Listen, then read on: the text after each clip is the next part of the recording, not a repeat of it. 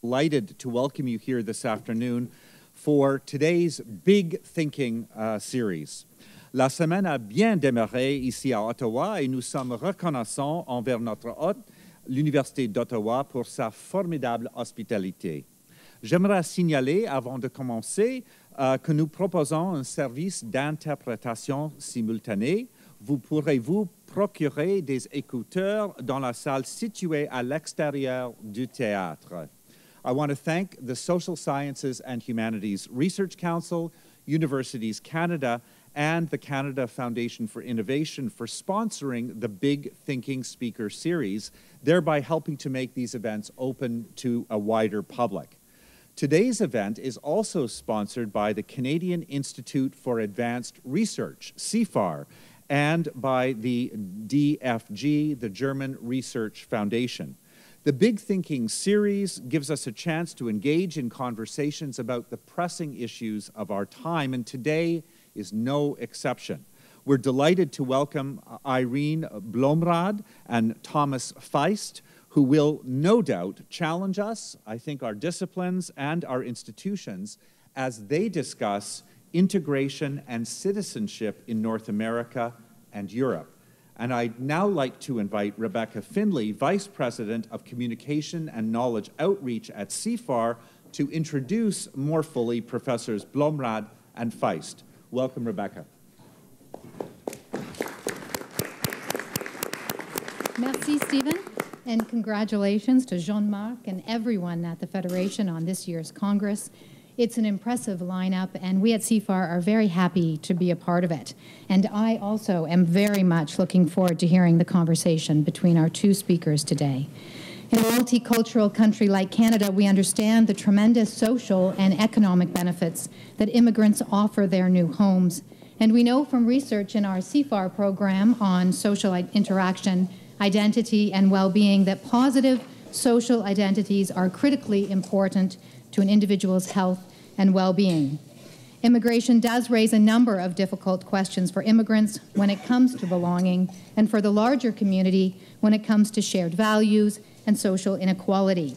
And as the headlines are showing us every day, these issues are becoming even more pressing around the world.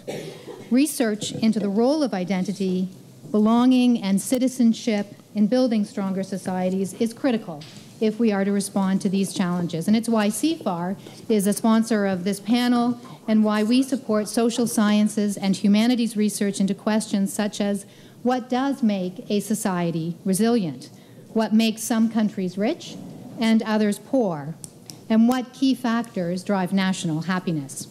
One of today's speaker, Irene Bloemraad, is a CIFAR Senior Fellow in two of our programs. She is an Associate Professor of Sociology and the Thomas Garden Barnes Chair of Canadian Studies at the University of California, Berkeley. She was raised in Saskatoon and received her BA and MA from McGill and her PhD from Harvard. In 2013, Irene was named to the U.S. National Academies of Science Committee to report on immigrant integration. Irene has authored numerous books and papers on issues related to immigration, including the 2006 book, Becoming a Citizen, which received special recognition from the American Sociological Association. Irene's research pays particular attention to the similarities and differences in immigration between the United States and Canada. And we're delighted today that she is joined in conversation with Thomas Faist, Professor of Transnational and Development Studies at the Department of Sociology at Bielefeld University. His research interests focus on international migration, immigrant integration, citizenship, social policy, and development studies.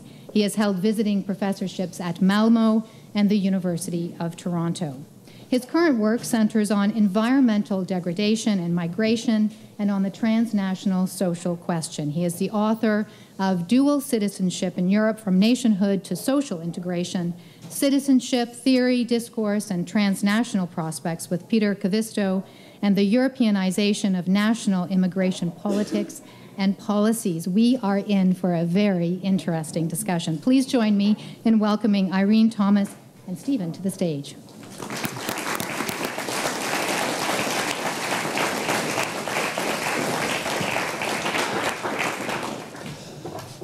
Well, welcome.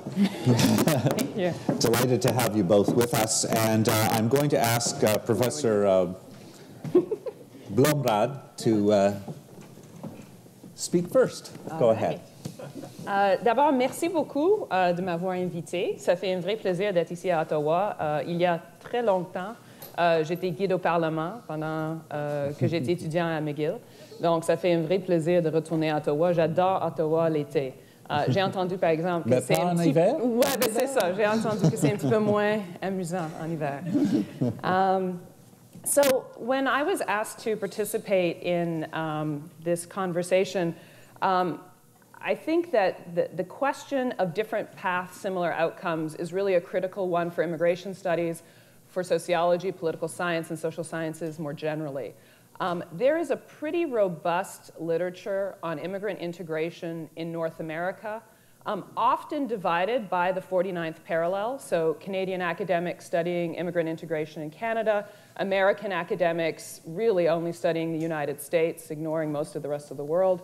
And then a much more comparative discussion, I think, in Europe, especially Western Europe. So I believe that this session is really going to allow us, hopefully, to start probing some of the cross-Atlantic similarities and differences. And in thinking about that, there are a lot of similar challenges. And I think especially if you consider Western European nations and the United States, some of those similarities are striking. I remind my students at Berkeley in California that the percentage of immigrants in the US population, which is about 13%, is more or less the same as many West European countries, whether you go north to Sweden or south to Spain. And even though the United States has a mythology of being a country of immigration, immigration was largely shut off in the mid-1920s and only reopened to large-scale migration in the 1960s. So in many respects, the challenges of post-World War II migration, that is sort of a central motif in Western Europe, is very similar to the experience in the United States. So very rapid demographic changes caused by migration in the last half century. Of course, Canada's a little bit different. Immigration restarted to Canada pretty soon after World War II, but also in the Canadian context, the diversification of immigration also occurred in the 1960s as migration that was heavily European and heavily white became global and much more heavily influenced by people moving from countries where in the Canadian context they were viewed as visible minorities and might come with different religious traditions as well. So there are these important similarities. At the same time, having done research in both North America and Western Europe in particular, the sense of membership, the sense of integration feels different in North America.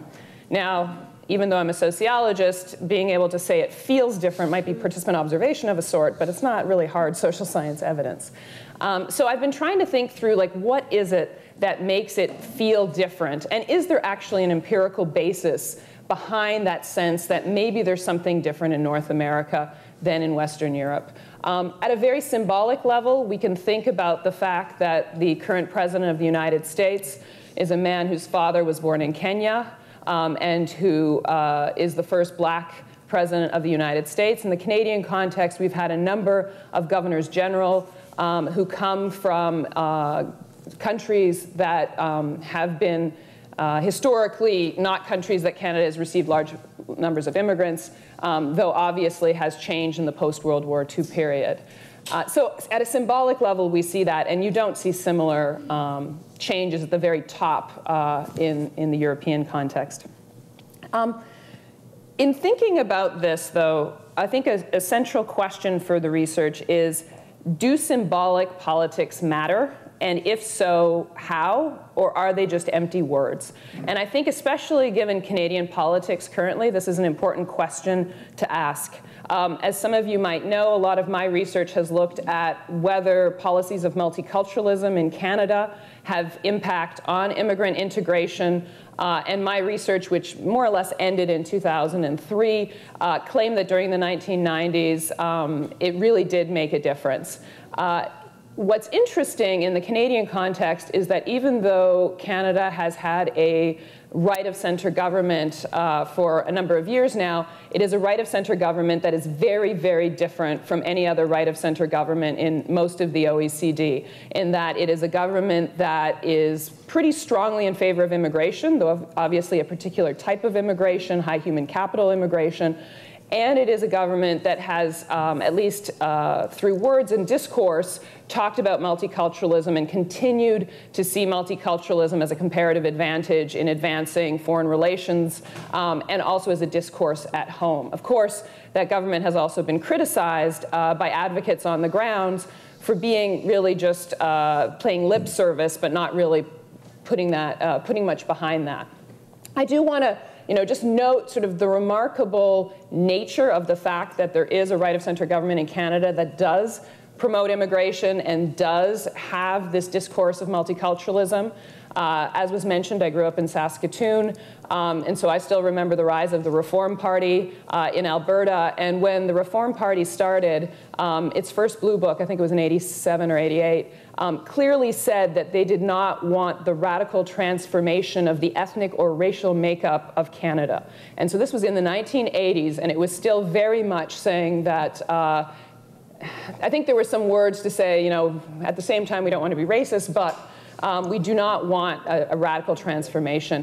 They also said in very early platforms that they would eliminate multiculturalism as a policy and as a ministry. So you sort of take that 20, 30 years later, and you see someone like Jason Kenney being an energizer bunny for multiculturalism. So it's a remarkable change. So does it matter?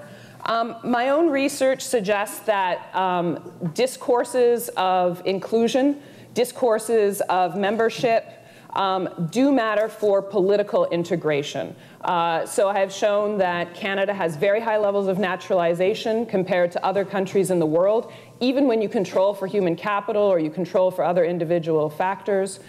There seems to be some effect on things like political trust, feeling of community, national identity. So we do see some evidence that these discourses might have an impact when it comes to political and civic integration. I don't think that we have good evidence to show whether there's any impact when it comes to social or economic integration. There is a book coming out soon by Richard Alba and Nancy Foner, and they show that when you look at social and economic integration, it's very mixed, and you can't say that North America looks any better than Western Europe. It depends on the outcome you look at. Canada does tend to look better compared to most other Western European countries and the United States, in part because of the selection system, which brings in very high-level, highly educated immigrants. But outcomes are different whether you look at education, labor market outcomes, social networks, et cetera, and has a lot to do with the fact that for those kind of things, it's the actual institutions in a society that matter. Whether you have an open education system, whether you have a tracking one, whether there are exams, how long the school day is, all of those kind of things. So moving forward, I think one way to advance research in this area is to think about the ways in which symbolic politics might or might not have effects on the ground, and the role of citizenship in particular in changing notions of national identity and providing space for immigrant integration. And here I do think that there is a North American and European difference, at least at the current moment. It could change moving further down the road. But the fact that there is birthright citizenship in North America, so the fact that the second generation is absolutely guaranteed Canadian or US citizenship based on birth, with some caveats in there. But if you're born on the territory, you're a citizen. That clearly has political implications in terms of who can vote and who can have legitimacy in politics. And then obviously the high level of naturalization in a country of Canada makes it much harder for parties to espouse anti-immigrant positions, as I think the case of the Conservatives reveals. These dynamics might be somewhat different in Europe, where you don't have that same level of citizenship integration and political integration, at least at the present. Thank you. Thank you very much, Professor Faist. Well, thanks to the organizers for inviting me and having me to share some of my thoughts on integration and citizenship in North America and Europe. When I first thought about the topic, I immediately realized that the differences between Europe and North America, which Irene has brought out so starkly and rightly, could also be seen as relative differences, because the difference between, let's say, Denmark and Sweden are as big as between Denmark and Canada in lots of ways. So I think this is a fascinating way to start a conversation on comparisons. And I'd like to make three stark propositions, which you'll disagree with, I'm sure, in the cultural, in the political, and in the economic realm of integration. The first one, in the cultural realm, regarding religion, is the question, well, why is it that Islam is so much more contentious in Europe when it comes to immigrant integration than, let's say, in North America, on average? And my answer is that it has all to do with how civil society is organized and how states really try to capture civil society and religious organizations and control them, both immigration states and emigration states. The second area is political. The question is it really true that far-right governments, and we have them in Europe, not in North America, perhaps Canada, center-right government, is it really true that far-right governments are less inclusive, are more restrictive when it comes to integration above all, than center-right or left governments? My answer is no, with some exceptions, such as the Netherlands. So you'll disagree with that, I'm sure. Economically, the question is, are European states better able to provide for socioeconomic integration than the North American ones? And I would say wrong question, because the difference in Europe, between welfare states, is as big as between Europe and the United States. Romania is much closer to the US than to Germany. So I think that nonetheless there are trends of convergence. Now, coming to the first point, the cultural integration with regard to religion. It has been observed many times that in the US, for example, in North America, religion has been a legitimate way of acculturation, a legitimate way to become a citizen of the United States. The costs are very low for associations to set up, or religious associations to set up business, so to speak, and to get into the realm of providing religious services. That's very different in Europe. Take a country like Germany, where there is much more contact, a contract between church and state. It's a corporatist system where the hurdles to get in are very high. Those in, the Protestant, the Catholic churches, the Jewish community, are corporations under public law. They enjoy many privileges, as you know. The state collects taxes for them. They are members of boards of TV and public radio. They are able to provide religious instruction. Now, the thing is that, but however, once, and you see in a country like Germany through, for example, the German Islam Conference, which is kind of a boot camp or a training camp for Muslim associations to get the right kind of organizational spirit and form to really join the corporatist system.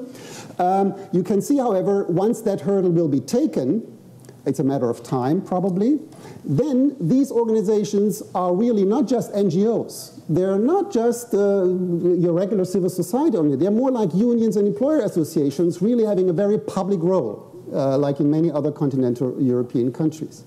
So that's for one. So it really is the state also in a country like Germany, you know, guiding, not only guiding, but controlling civil society organizations to an extent unheard of, I think, in North America. But the same is true for emigration states. Whereas in North America, I think both in Canada and the US, you do have people categorized as Muslim or self-categorizing themselves as Muslims, coming from all over the world, a big spread. I mean, definitely the density of those in Germany coming from Turkey, or in France from Algeria, or in the Netherlands from Morocco and Turkey is much higher. So you do have, in the latter case, in the continental European case, a much stronger transnational connection, and immigration states trying to exert control over religious associations of what they consider their expatriates, so to speak. And also from other Islamic or Muslim organizations and trying to escape, those sometimes called fundamentalists, trying to escape from this kind of state control. So you have fundamentally different kinds of ways to set up religion in the cultural sphere. Second point, political integration, or how states deal with the integration. Here, often, it seems to be almost common sense, we think that far-right governments are more restrictive. That they implement legislation which says, well, how many years you have to wait until you can naturalize goes up, or they're less tolerant of dual citizenship, and so on and so forth. But statistical evidence from the 1990s and in the 2000s doesn't bear out this kind of claim. And it's interesting in that you do have cases like that, such as Denmark, but when Denmark got more restrictive in integration rules and admission rules, the far right was not in government, so it was a kind of a mobilization.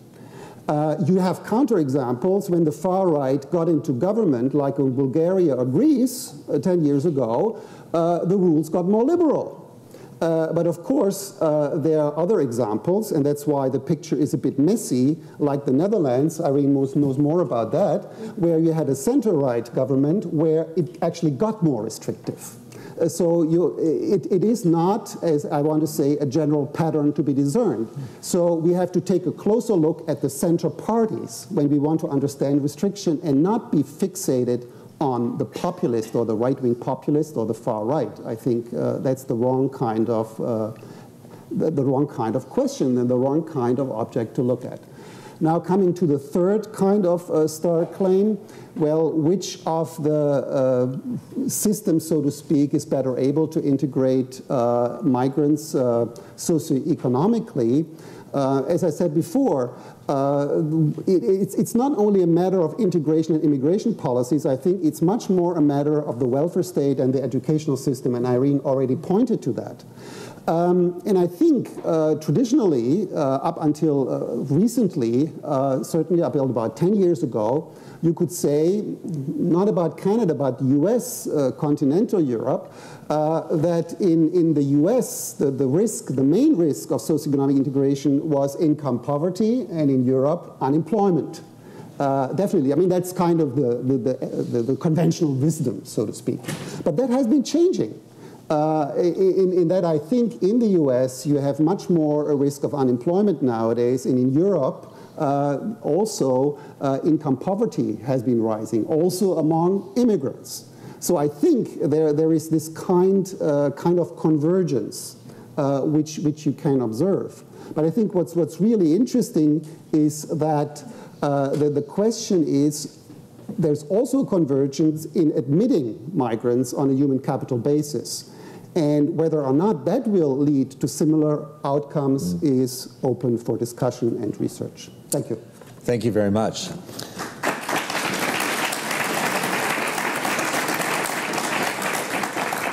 I think you've both set the table wonderfully for a conversation that we're going to have, and then I'll open it up afterwards for comments and questions from the floor. I'm curious, Irene, how do you react to the idea that perhaps some of the antithesis that we traditionally tried to craft in relation to North American and European experience isn't really borne out by the evidence? You mean on the far right parties? Mm-hmm. I don't know. I wouldn't necessarily disagree that how would I put it? Let's just say that the influence of the far right might be to move the entire political spectrum right. So it might be the case that a centrist party is the party that makes naturalization more restrictive, but often it is responding to a political calculus and a fear that the far right might grab votes. And I think you see this pretty dramatically in the last UK election. So the Conservatives were afraid that farther right parties were going to capture some of the seats, and so they moved the discourse further right. So it might be that you don't need a far-right party in governance, but having a far-right party being part of the political discussion, I do think changes the tenor of the debate. And one of the things that, if I wanted to critique myself, I've been making somewhat of an argument that political discourse matters, that potentially policies of multiculturalism might matter. In the US case, a language of civil rights and affirmative action might provide space for a more inclusive membership. But you could also make the argument that the two political systems in North America are different political systems with catch-all parties. And so these are parties that are trying to appeal to a very broad electorate. And you see this dramatically in the Republican Party in the United States, where you have very anti-immigrant Republicans vying for the presidential nod so that they can represent the Republican Party in the coming US presidential election. But at the same time, you have what I would call free market Republicans, George Bush Jr., the people who are more of Wall Street Journal Republicans, who have no problems with immigration, in fact, would like to open the doors, especially to feed Silicon Valley's sort of need for immigrant labor. And so they have to work that out within the party, but then once it gets to the general election, it has moderated because it has to then go for the entire electorate. And I do think that with proportional representation systems where you can have small parties who can get small numbers of seats in the legislature, you allow a much broader spectrum of ideological debate, but perhaps a little bit more hate speech or almost hate speech in a political discussion. Thomas, this idea that perhaps it's the mere presence of relatively influential far-right voices that actually shifts the whole spectrum. How do you react to that? I think that's a valid point, and I agree with that. Nonetheless, I think we need to also look at cases which don't bear out this kind of hypothesis. I totally agree with Irene. The same is true for Germany. In the 80s and 90s, I mean, the center-right party, the Christian Democrats, moved to the right, got more restrictive in order to garner votes from the right wing. So I totally agree with Irene. But when you look at Austria, for example, when the party by Haider got in government, Austria experienced the most liberal admission policy ever. How do you kind of reconcile that with the anti-immigrant rhetoric? Here, I think it really depends, on the kind of far-right party that is. The Haider party was an economically very liberal party. Mm-hmm. It was not value conservative in the sense that some other far-right parties are. And that's why, I guess, that's just the hypothesis, that's why this party really implemented a very, very liberal admissions policy, and citizenship rules, which were restrictive anyway, did get more restrictive. So I think there's both. The far right may be able to shift the discussion, but the far right, depending on its economic orientation, for example, or on its social policy orientation, because the social policy orientation could also be more social democratic. Of a far-right party.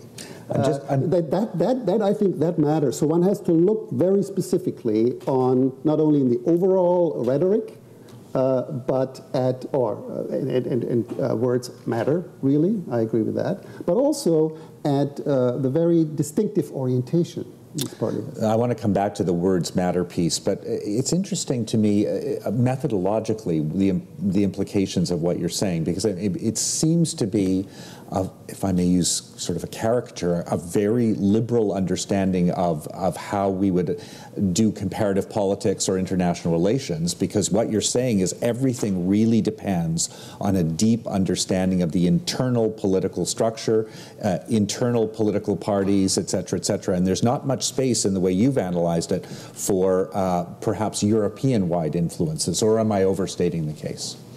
I mean, there are European-wide influences, definitely, and there have been quite a few studies really looking at how has Europe mattered for national immigration policies, not so much for citizenship policies, because Europe has tried to set the stage for admission policies, like with the blue card, for example. And you can see that there are 3 or 4 patterns of how European member states have reacted. Some of the new member states, for example, or relatively new member states, such as Poland, in terms of admission policies, have really adapted their politics to Europe, but not the policies. Whereas Germany has seen no necessity to adapt politics or no policies. So you have a kind of, even in Europe, a distinctive pattern, but that pattern can be discerned, and you do have more than one country fitting in one pattern. So I would not say that it's only of course you need a deep understanding, but there are patterns in Europe how the member states react to the guidelines offered by the European Union. Irene, I want to go back to, in a sense, I think your central thesis around the symbolic politics, and maybe we'll call symbolic politics of multiculturalism, how words matter as they're stated by the state in public policy. I'm curious if you'd like to just tease that apart even more and compare the Canadian situation to a select European country. I'd be interested in France. I don't know if you've worked a lot on France, but you might speak to Germany or the Netherlands, where I know you have done work. Right. So this is a hypothesis which I have been unable to study with sufficient empirical evidence, because it's very hard to prove that words matter, right? And often words are grounded in policy. So it's hard to also distinguish between what is policy, what is words, what are resources. But let's think about the comparison of, say, Canada and France, for example. So the French Republican model, which has been undergoing change, is very much your French first and foremost, and sort of ethnic or hyphenated identities are not part of being French. So you're first and foremost a French citizen. And then at least the Canadian rhetoric of multiculturalism is that you can be whatever, Dutch Canadian, Vietnamese Canadian, etc. And I think this is really important because the current debate in some countries in Europe is that a hyphenated or nested identity is too thin. It's too much of a thin notion of membership to get the sense of commonality and common purpose that is necessary for collective projects. And this is a concern that you see more and more on the left in Europe as well. So in the Netherlands, for example, there are pretty robust critiques on the left, and I would say in France as well, where the fear is that if you're too multicultural, too pro-diversity, people are not going to feel common cause with each other. And if you don't feel common cause, you're not going to accept taxes. You're not going to accept having part of your income taken to help take care of the needy, and you're going to be much less likely to support politics of redistribution in general, because especially if you're of the majority population, you have the sense that your resources are being used for those people. And the solution to that of us and them would be to create some higher level identity, us as French, for example. And I think this can be a very compelling argument. And it's not just an argument around where you fit into a we. It's also an argument for insidious discrimination, to the extent that people have made the claim in Canada and elsewhere that the problem of hyphenation is that you're always treated as other. Right. So especially for visible minorities, if you are Chinese Canadian or Vietnamese Canadian, you never get to be just Canadian. And so I think there's a good argument to be made, too, that this is a way of othering people, even if they are in some kind of nested identity. The main response that I can give to that is empirically. If you look at countries that have multicultural policy, which is often then matched with multicultural rhetoric at an elite level. And I have used an index put together by Keith Banting and Will Kimlick at Queen's, and you correlate that index of various different policies. Do you allow minority language in public broadcasting or in commercial broadcasting? Do you allow dual citizenship? Are there affirmative action guarantees or equity employment guarantees? These kind of things. That correlates with higher levels of citizenship among immigrants on the ground, and it correlates not perfectly, because you have to take into account political systems, but it also correlates with more representation in the national legislature by immigrant origin politicians. So empirically, there is a link between those two. Going back to your original question, though, is it words or is it policy? I think it's both, but trying to separate those two out is really hard. Thomas, you did seem to agree earlier that you think words matter at some level. I'm also curious about what you might call the symbolic politics of national identity. I mean, it's often said about Canadians, for example, that we have a thinner understanding of the nation of Canada than, say, Germans might, or the French, the Republican values of the French state. Does that play out strongly in your analysis or not? Well, it does. For example, in a study we did years ago on dual citizenship, one of, for me, the surprising kind of insights was that when you look at German national identity and identification, you can see that it has been undergoing massive and rapid change after World War II. Mm-hmm. So in that, the notions we have used as migration researchers, for example, or still in the 1990s, of thinking of German as a kind of an understanding of nationhood imbued with an ethnic, cultural understanding, was still reflected in citizenship law, and because of the division of the German nation at that time, but was not reflected in other fields. In that you did have an understanding of nationhood, for example, which was much more grounded, for example, in a republican spirit. Mm-hmm. And it sounds strange, right? Because in the 1990s, the model for Germany was France. We're all Republican. Mm-hmm. And when you look at the debates, for example, in the German parliament in the late 1990s around dual citizenship, whether or not to tolerate it or not, you could say, in one phrase, we are all Republican. All parties, they were all Republican. And there was no other argument to be seen. Well, you did have other arguments in TV talk shows, definitely. But there was officially, and in the lines you could read all the documents, thousands of pages, you got the impression you're in France, in 19th century France. So I think that's very, very important, that sometimes citizenship legislation and other kinds of legislation regarding migration lag behind actual developments. And that, in a way, has a reason, and that's why it makes citizenship so interesting. And anyway, issues such as dual citizenship or debates, which Irene mentioned earlier, around jus soli, for example, are really debates where you could see the stage of national identification.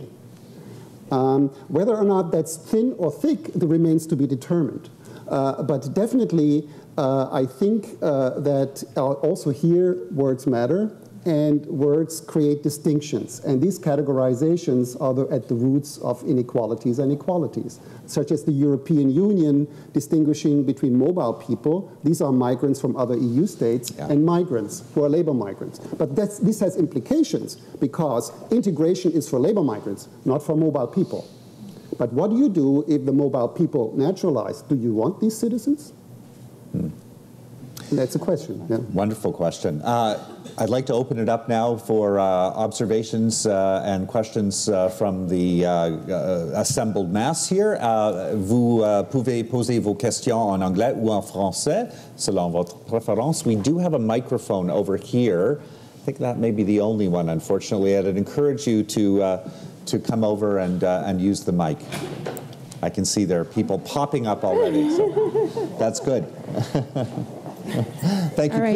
Please introduce yourself. I'm Irene Bloemraad, assistant professor at Concordia University. So I have a comment and then I have a question. So I'm going to do my comment in English and I'm going to do my comment in French for Irene to practice her French. So my first reaction is just maybe a comment about this whole talk about parties and the possible convergence, divergence, and the move of parties all towards the same. I think that we still need to consider Gary Freeman's account of modes of politics when thinking about this. Because to me, there is a major difference between, immigrant selection policy and politics, and multiculturalism policy and politics. And just so when you're looking at these different or similar outcomes, you really just can't put them all together. And just giving an example, I live in Montreal.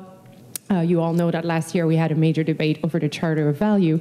So if you were to just look at this kind of possible retreat from multiculturalism or this trend towards civil integration, you would think one thing. But however, if you look at the numbers of immigrants that we actually selected in Quebec, they remain extremely high. You know, and if you look at the outcomes and the other policies that the province puts in place, it remains kind of similar. So it seems very important to continue to think about this, but when thinking about the parties and the discourse and the behavior, really disaggregating the policy we're talking about. Maintenant, Irene. Irene, ma question, c'est en fait à propos de la possibilité d'aller au-delà de la corrélation, finalement. Alors, on a toutes ces politiques-là, on a ces discours-là, puis je sais que tu as déjà commencé à penser à ça, mais pour moi, ça devient de plus en plus important d'essayer de penser à comment est-ce que tous ces discours-là et ces politiques-là créent ou génèrent les résultats et les outcomes. Alors, je me demande, en fait, c'est quoi, à ton avis, la meilleure façon d'étudier les mécanismes et de penser aux mécanismes qui génèrent ces résultats-là? Parce qu'un des problèmes qu'on semble avoir avec les politiques d'intégration particulièrement, c'est qu'on dit qu'ils sont, qu'ils fonctionnent, mais finalement, on n'est vraiment pas en mesure d'isoler leur effet et que elles sont toujours sous attaque, surtout dans un contexte d'austérité et tout ça, puis qu'à mon avis, tant qu'on n'a pas ce mécanisme-là, ben, on ne peut pas vraiment les défendre. Donc. Merci, Mireille. So the question was how to go beyond correlation, so a simple correlation between, say, multicultural policy and citizenship outcomes, and to think more about the mechanisms behind it. So mechanisms behind it. When it comes to policy, I think you can separate out the resource mechanisms potentially, and then the symbolic mechanisms that we've been talking about. On the resource side, to figure out mechanisms, I think we can just follow the money, follow who gets hired, follow what is done with the policy. And I say this realizing that Mireille is going to be coming out with a book looking at immigrant integration across all Canadian provinces. So she probably should answer this question as well. But you know, if you think about one of the differences potentially between Western Europe, I just don't know enough about Eastern Europe to speak to that, but Western Europe and North America is that most of the immigrant integration being done in North America tends to be done by community-based organizations.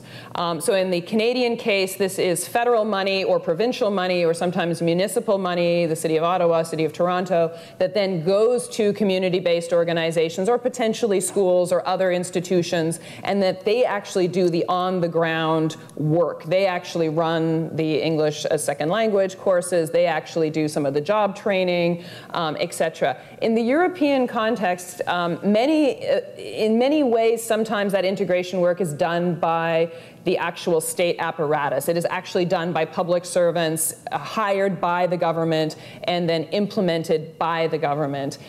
In a certain way, the problem on the North American side is that if the resources dry up, the integration support dries up. I mean, you'd have that too in Europe. But in the United States, for example, there is no federal integration policy in the United States of America, and there is no federal integration money given by the US federal government down to the local level. There are little pockets of different things in the Department of Education or other things, but integration in the United States is mostly a very localized county affair, maybe some cities, a few states like Illinois, but very little money. And so it's very grassroots.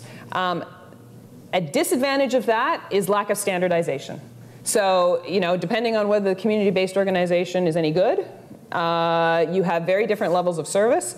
An advantage is that it creates the opportunity for innovation, and it provides actually a way to subsidize local community organizations and a civic society that can then criticize the government that's funding them, believe it or not. And I think in the European context, one of the distinctions I think, when I think of France or the Netherlands, I'm not so sure about Germany, is that I think that the civil society sphere on behalf of immigrants is actually much weaker than in North America. So if something happens, there are fewer people to speak out and make coalitions with others to attack or challenge a new policy direction. And so in a weird way, in terms of mechanisms, if you think about that funding stream and you think about who then gets money, who has career paths, who is able to implement programs, I think that's a nice way forward.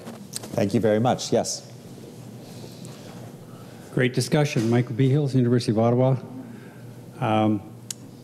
No one has raised the issue of the dichotomy in Europe about traditional or historic minorities and how they have been dealt with by the state. And then as the new immigrants come in, there seems to be a sort of a two-tier sort of approach to this problem of integration and acceptance into the mainstream society. And so no one's talked about that. How does that fit into this discussion? The second thing is that no one's really talked about the growing concern throughout the EU about this mass migration coming out of North Africa and the whole problems of how that is going to be managed at the EU level, but then also at the state level. And so you're seeing the backlash now. I think it didn't really matter ideologically here, but there is some concern as these waves keep coming, boatload after boatload. And so they're trying to manage to make sure that they don't capsize and people's lives are lost. But once they land, and they happen to land in certain particular places for geographic and marine reasons, the closest connections are less risky. So how is that going to play into, because we don't have to worry about that problem in North America. They can come by plane, but that's much easier to control. But we don't have the problem of thousands arriving by boat. So Europe has a very, very special, sort of concern here. And how is that going to play into the problems as we move forward? Thank you. Thank you very much. I'm going to have to ask you to try to respond relatively briefly because I see we have more questions. Go ahead. These are two very challenging questions, to say the least. With respect to national minorities, you're quite right. There's a disjunct between dealing with national minorities in a country like Germany, where you have Danes in the north of Germany or Sorbs in the east of the state Saxony, with very, very strong self-government rights, like rights for the First Nations, let's say, in Canada. That's kind of a strange comparison, but you could say so. And these policies have been around for a long time, in one case more than 100 years, so to speak. And there has never been a very direct linkage. However, there have been linkages. Namely, when you move from the national level to the European level, when you move to the Council of Europe, not to the European Union, its minority, its language policies. There, for example, immigrant groups in countries like Germany and other European countries have resorted to the language rights expounded by the Council of Europe to get language rights. They haven't been very successful because by now certain languages have been moving from mother tongue instruction to country of origin instruction, language instruction, to perhaps foreign language. Soft currency, not hard currency in many cases.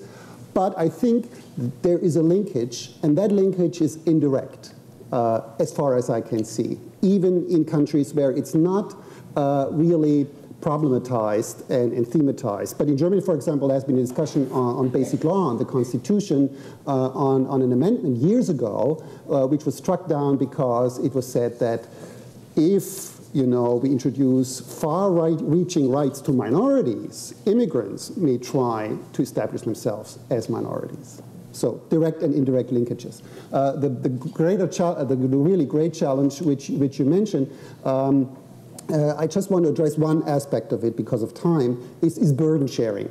Burden sharing among European member states of the European Union with respect to refugees coming from Syria, for example, but also from Eritrea, Somalia, and other countries.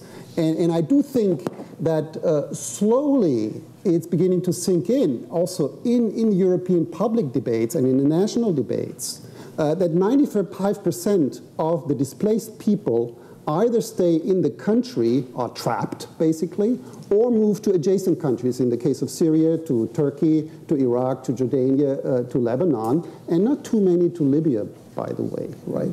And so I think that's one part of it. The other part of it, I think that burden sharing can also be done on a voluntary basis. And if it's done, I think, then I think it will not be done by all European member states because there's strong opposition, let's say from Poland and the UK, for example. So I think that there is, sorry for this phrase, will be a coalition of the willing, which produced some of these refugees streams in the first place. So I think that the situation looks bleak, but I also do think that the military response, for example, destroying boats in the Mediterranean and so on and so forth, will not be the one which will be implemented on a large scale. I think it will be a kind of a voluntary coalition to provide the collective good of burden sharing.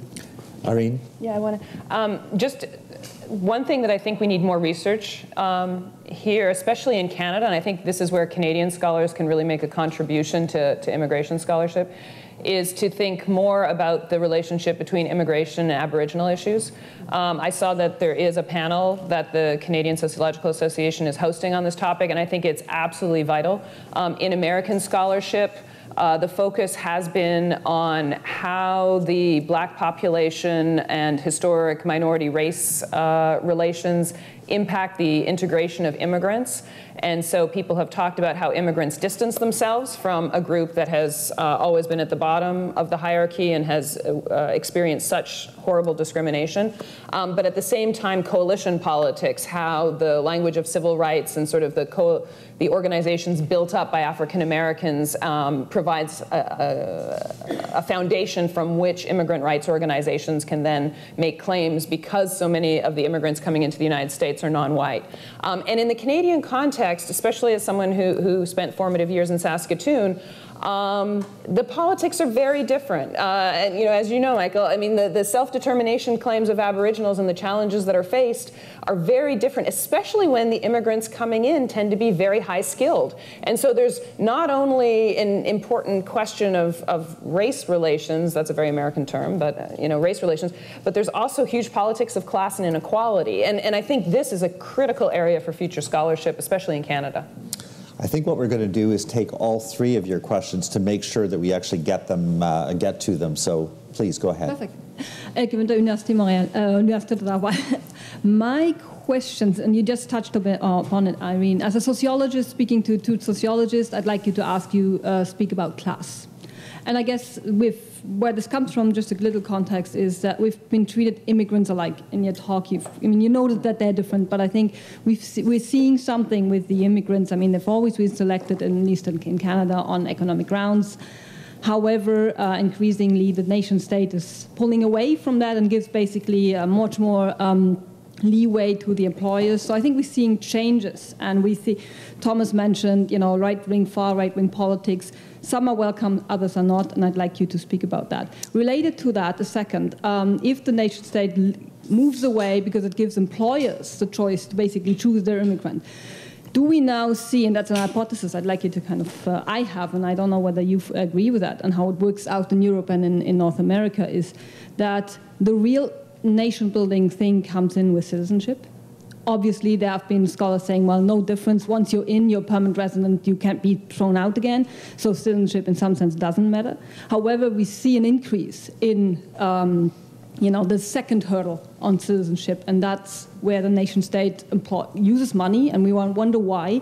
When before people were selected economically, now we certainly want to know, do they really are like us now, and can we trust them? Thank you.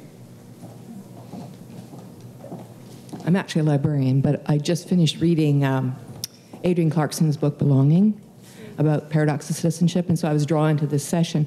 I was taken with the hyphenated Canadian comment that you made, and the fact that she believes that later on we're going to be, like, as we transition further into our future, that we'll all just be Canadian. So that was kind of reassuring. But my question actually has to do with kind of the reverse, and last Friday, the new Citizenship Act came into being, and that's where they can actually revoke Canadian citizenship on the basis of, anything they deem to be terrorism or treason or whatever.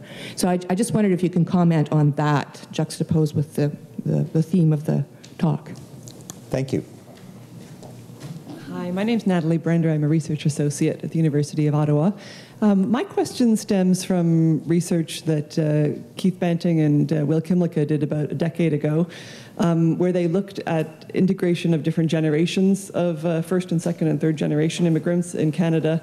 And the surprising thing they found was that second generation immigrants often expressed more dissatisfaction and sense of alienation as Canadians than did their parents, despite the fact that they had much greater sort of objective rates of integration socioeconomically, educationally. My question to both of you is, what is the state of current research on felt integration, a sense of cultural belonging, as opposed to sort of the harder measures of integration? Where's the state of research on that these days, and how important do you think it is to look at that factor, even though it's much harder to measure sort of empirically and tangibly? Thank you very much, Irene. Irene. Okay, I was hoping you were going to go to Thomas first. That's too bad.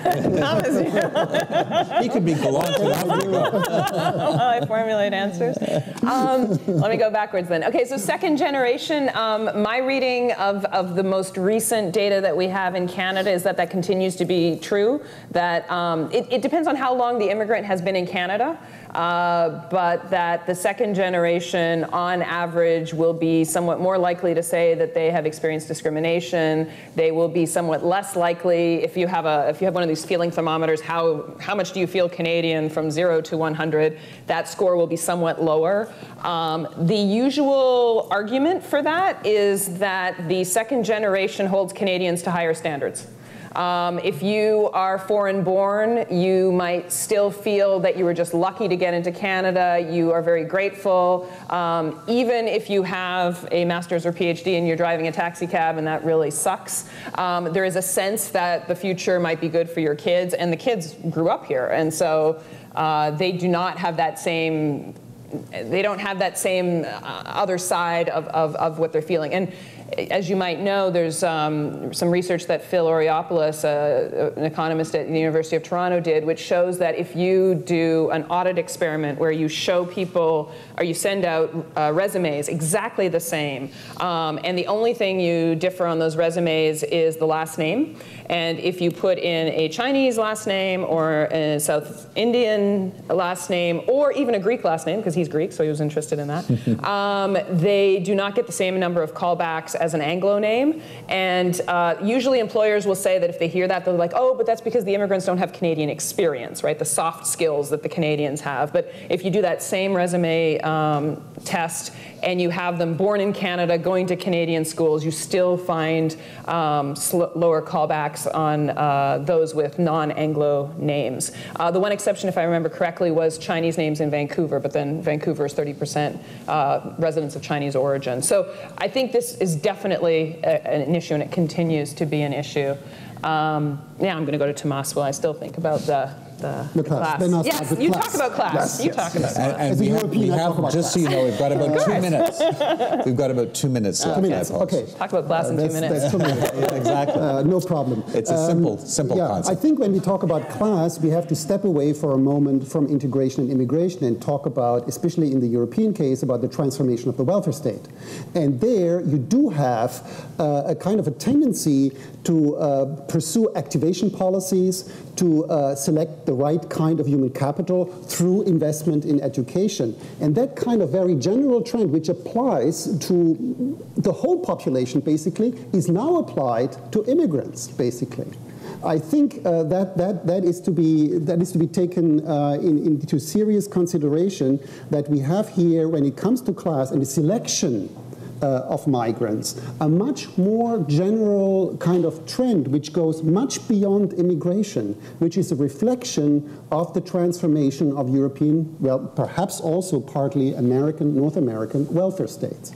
And I think that second, when it comes to class, the policies, when you compare Canada and Germany in terms of immigration admission policies, you have a maximum contrast. a very, very stark difference in terms of the class basis of how migrants were selected, how the so-called guest workers were selected in the 1960s, and how the Canadian system selected.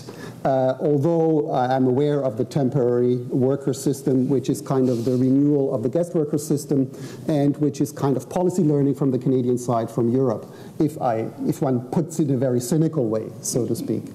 But I do think that class basis then matters for all kinds of things, also for identity. But before I go into that, I'll hand over to Irene, because you wanted to say something about identity. Well, I was just thinking about what you were saying about temporary migration. This gets a little bit to Elke's question about does citizenship matter. I have spoken publicly about the fact that I think that the Canadian move to temporary workers is highly problematic and will probably generate poorer integration outcomes. And so this maybe is where words matter, because if you tell people in the guest workers, either the 60s guest workers to Germany or the current guest workers to Canada, we only want you for your labor and we want you for a particular point in time, but if the economy changes, you got to go back home. It's not really a discourse of welcome or integration. It's a discourse of we want you for your brains or your brawn, and then you're expendable.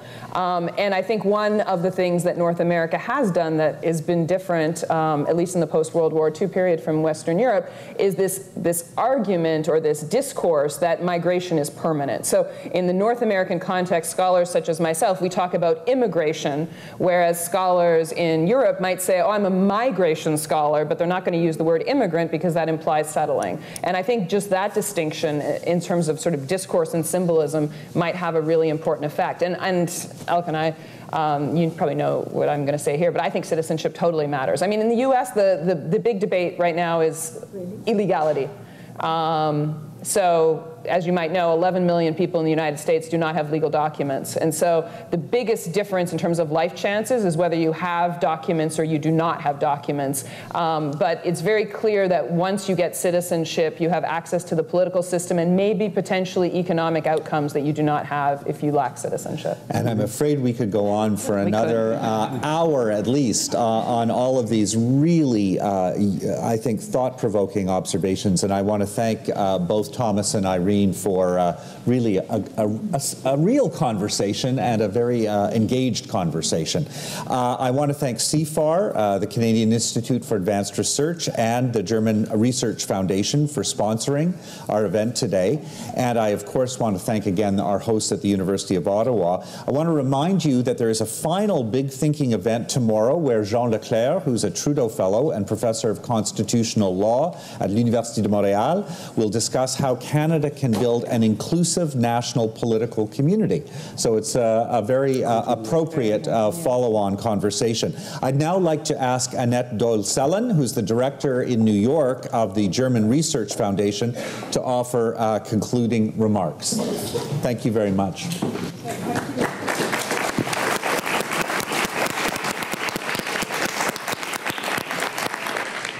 So thank you very much, Stephen.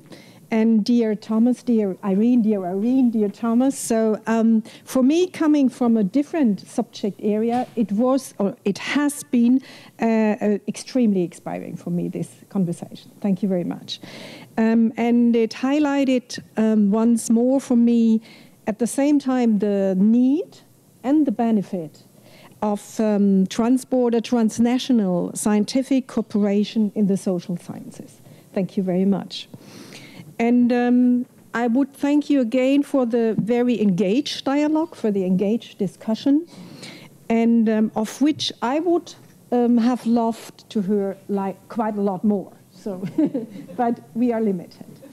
So, as a sign of our gratitude, it is now my pleasure to hand over 2 little presents, which will hopefully sweeten your daily life.